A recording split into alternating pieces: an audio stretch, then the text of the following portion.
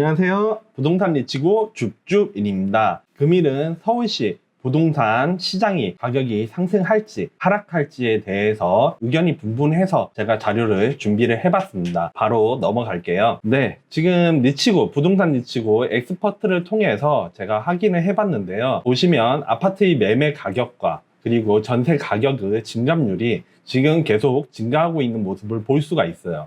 플라워 차트를 통해서 확인을 해봐도 지금 전세와 매매 둘 다 상승하고 있는 모습을 볼 수가 있기 때문에 아마 하반기에는 계속 상승할 가능성이 더 높아 보이는데요. 이게 지금 세종하고 대구의 현재 모습이에요. 세종 같은 경우에는 지금 매매하고 전세 증감률이 계속 감소하고 있는 모습을 볼 수가 있죠. 이러면 세종 같은 경우에는 1번, 2번 이런 이제 현상을 토대로 해서 플라워 차트가 이게 변경될 수가 있어요. 부동산은 우선 주식하고 좀 다른 점이 있죠. 다른 점이 어떤 거냐라고 했을 때에는 우선 한번 상승하기 시작하면 뭐 갑자기 변동성 있게 갑자기 하락을 한다거나 뭐 이러지는 않아요. 부동산은 한번 상승을 시작하면 지속적으로 우선 상승하는 그런 탄력성이 있죠. 지금 보시면 세종 같은 경우는 이제 지금 플라워 차트가 밑으로 꺾이는 걸 볼 수 있어요. 그래서 과거처럼 매매 가격이 좀 떨어진다고 보면 과거의 경험처럼 뭐 전세 가격에 대한 부분이 떨어진다고 보면 이렇게 아래로 갈 수도 있고요. 그리고 매매하고 지금 전세에 대한 누적 증감률이 계속 감소하고 있기 때문에 이렇게 2번으로 꺾일 가능성이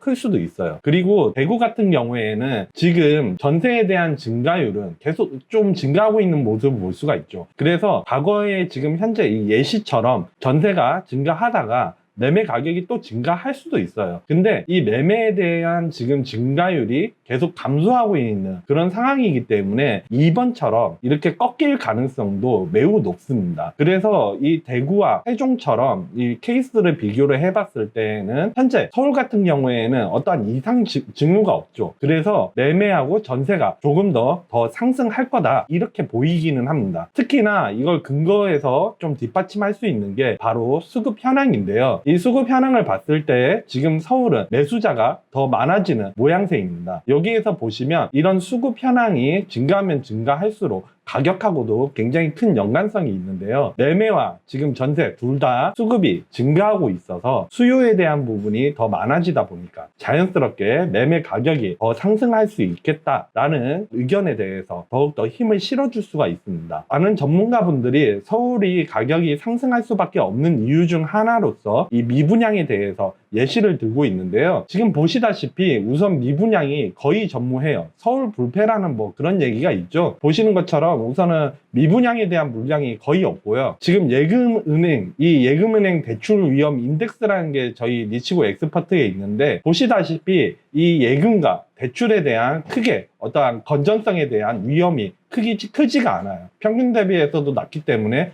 양호하고요. 그리고 주택담보대출, 가계대출 위험 인덱스로 봐서도 현재 굉장히 양호한 수준에 있다라고 나타나고 있습니다. 더불어서 총 대출 위험 인덱스로도 지금 서울이 어느 정도 좀 건전성을 가지고 있어요. 이 이유는 규제 지역으로 해서 대출을 막았던 그런 측면이 있고요. 더불어서 코로나 이슈로 인해서 통화량이 시중에 많이 풀리면서 이러한 유동 자금에 대한 부분의 역량이 또 한결 좀 뒷받침 되었던 걸로 판단이 되는데요. 특히나 지금 물가가 상승하고 있는 것을 우리가 좀 체감을 할 수가 있죠. 원자재 가격이 좀 많이 상승하고 있고 특히나 최근에는 이제 철강에 대한 이슈도 있었잖아요. 원자재 값이 상승을 하면서 자연스럽게 아파트 가격도 상승한다 이런 내용에 대해서 힘을 실어주고 있습니다. 과거부터 현재까지의 매매에 대한 시세를 좀 확인을 해보면 서울이 이제 이 초록색이에요. 보시는 것처럼 약 25년에서 26년 사이로 봤을 때 서울의 아파트 가격이 사이클 리듬상 상승을 했다가 이제 떨어졌다가 상승을 했다가 또 떨어졌다가 이런 경험은 있더라도 과거의 이 1996년부터 봤을 때에는 한 번도 더욱더 아래로 내려온 적은 없어요. 그래서 여태까지 이 25년에서 26년 사이로 본다면 서울이 집값이 한 번도 떨어진 적이 없다라는 부분에 대해서 그 또 의견이 틀렸다라고 보기는 어렵기는 해요. 그러면 이제 제가 이 공급 물량에 대한 부분도 많은 전문가분들이 하나의 또 의견으로서 얘기를 하는데 향후 입주 물량을 봤을 때는 평균 이하예요. 그러니까 공급 물량이 좀 부족하다 이거죠. 공급 물량이 더욱더 부족하기 때문에 가격이 상승할 거다, 우상향할 거다 이렇게 얘기를 하는데, 여기에서부터는 이제 좀 가격이 하락할 수도 있는 이유에 대해서 제가 말씀을 드릴 거예요. 2008년에서 이 2013년 이 사이를 보면 이때에도 공급 물량이 뭐 밑에 이제 평균 이하로 아래에 있어요. 지금 보면요. 물론 뭐 여기에 비해서 본다면 여기가 공급 물량이 좀 더 많아 보일 수는 있는데, 전반적으로 보면 이 사이가 공급 물량이 평균 이하였단 말이에요. 근데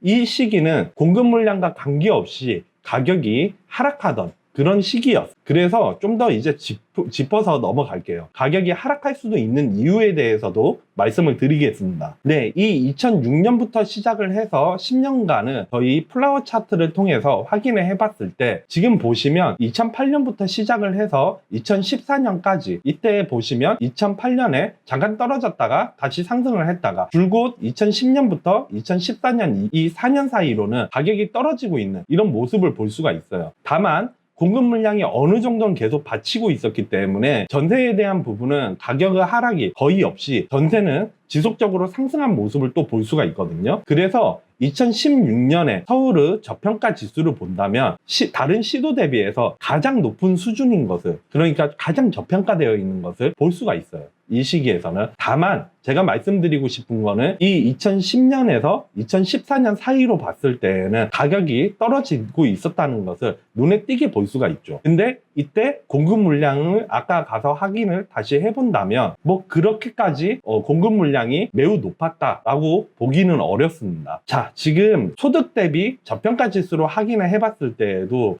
2008년부터 약 13년간의 데이터를 보면 가장 소득 대비 서울 아파트 매매 가격이 높아서 고평가라고 나타나고도 있는데, 이거를 다른 시도 대비해서도 확인을 해보면 압도적으로 고평가되어 있다라고 지금 데이터가 보여주고 있어요. 더불어서 물가 대비 서울 아파트의 저평가 지수로 확인해 볼 때에도 13년 중 가장 고평가되어 있다고 나타나고 있습니다. 이러면 다른 분들 입장에서 얘기를 했을 때에는 소득과 물가 대비해서 서울 아파트의 매매 시세를 비교한다는 거는 지금 맞지 않다라고 얘기를 할 수도 있는데요. 주택 구매력 지수를 확인을 했을 때에도 여기 보시는 것처럼 20년 3분기의 HAI, 이 주택 구매력 지수가 지금 보시면 과거에 이 2007년에서 2008년 이 사이의 주택 구매력 지수와 유사한 수준인 것을 지금 확인을 해볼 수가 있고요. 더불어서 주택 구입 물량 지수로 봤을 때에도 작년 2020년이 가장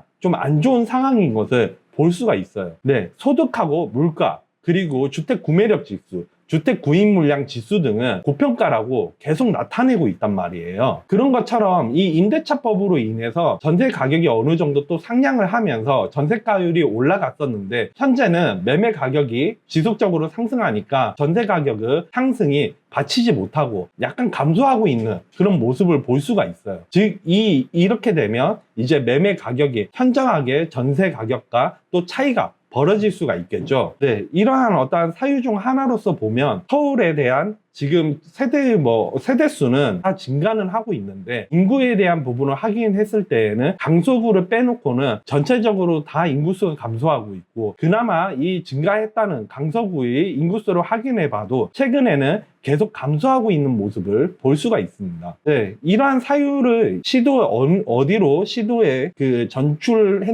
전입했는지를 확인을 해보면 서울은 보통 경기도로 많이 빠져나가거나 인천으로 빠져나간 것을 볼 수가 있는데, 이 이유는 보다 더 가격이 좀 저렴하고, 그리고 서울이 조금 낙후되어 있잖아요. 그래서 경기도에 조금 더 깨끗한 도시, 약간 직장과는 거리가 멀어도 조금 더 깨끗하고 좀 더 가격이 낮은데 이런 데로 이동했었다는 것을 유추를 해볼 수가 있어요. 저는 이제 제가 생각을 했을 때에는 현재는 좀 더 가격이 올라갈 것 같기는 한데요. 그 이유는 기준금리가 아직까지는 동결로해서 최저예요. 물론 코로나 때문에 어떠한 경제가 굉장히 악화되면서 통화량을 풀고 이거에 대해서 금리를 올리지 못하는 경우가 있었지만, 이게 지속되면 경제가 지속적으로 악화될 거잖아요. 그래서 지금 물가가 계속 상승을 하고 있다 보니까 시중에 풀린 이 통화량을 회수하기 위해서라도 금리를 인상할 수밖에 없겠다라고 판단을 해볼 수가 있어요. 그래서 지금 이 8월 달부터는 기준금리가 올라갈 수가 있는데, 이걸 과거와 좀 빗대어서 확인을 해보면 2005년 10월 달부터 시작을 해서 끊임없이 기준금리가 계속 지속적으로 상승했었던 모습을 볼 수가 있고요. 이렇게 기준금리가 상승하다 보니 매매 가격에 대한 부분도 점진적으로 하락했었던 그런 모습을 볼 수가 있습니다. 요즘 영끌이나 영영끌이라 그래서 일반적인 주택담보대출뿐만 아니고 다른 대출을 통해서도 집을 매수를 하기 때문에 보통 이 주택담보대출은 고정금리로 해서 가능하겠지만 다른 대출 같은 경우에는 1년마다 변동으로 금리가 변동될 수 있기 때문에 이 변동되는 금리를 감당하지 못할 거라는 게 저희 좀 추측입니다. 네, 그래서 종합적인 결론을 내보자면 지금 현재 데이터들은 모두 서울이 위험하다, 가격이 조금 고평가되어 있으니 주의를 해야 된다라고 나타나고 있어요. 하지만 시장의 심리가 한번 상승하기 시작을 하고 있기 때문에 하반기 그리고 잘하면 내년 상반기에도 지속적으로 가격은 상승할 수도 있겠다 라는 판단이 들어요. 그래서 지금 매수를 한다는 입장이라고 봤을 때에는 네, 가격이 상승할 것 같으니까 집을 사라 라고 할 수도 있는데요. 다만 2년 이내로 봤을 때 가격이 하락하거나 아니면 보합세에 접어드는 부분이 생길 수도 있는데 이때 이 시장에 너무 연연하지는 않았으면 좋겠다라는 게 제 결론이고요. 그리고 매도를 하시려는 입장에서 봤을 때에는 뭐 지금 가격이 상승하는데 지금 매도를 한다라고 가정을 하면 속상할 수도 있겠죠. 그래서 시장의 동향을 좀 더 면밀히 지속적으로 모니터링 할 필요가 있겠다라고 결론을 내릴 수 있을 것 같습니다. 오늘 서울시 부동산 시장에 대한 방향에 대해서 유튜브를 촬영을 해봤고요. 내용이 좋았다면 구독과 좋아요 꼭 부탁드리겠습니다. 감사합니다.